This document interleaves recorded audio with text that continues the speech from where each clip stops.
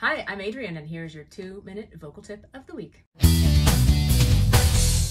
I'm sure you've heard in a million ways that breath is important to singers. And a lot of times we think about breath as being this thing we need to push, but let's think about breath as being this thing that needs to flow. So we're gonna take a paddle wheel in front of our face, kind of like an old mill, like flour mill that's like in the river and the water's running over the top of it. We're gonna let the air flow over the top of our fingers. And this movement just helps loosen things up. It's so simple and easy. So if we take some phrase like, ooh,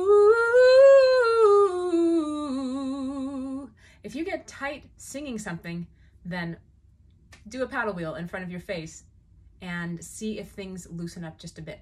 It's pretty amazing. It's not even a 2-minute vocal tip. This is like a 1-minute vocal tip today.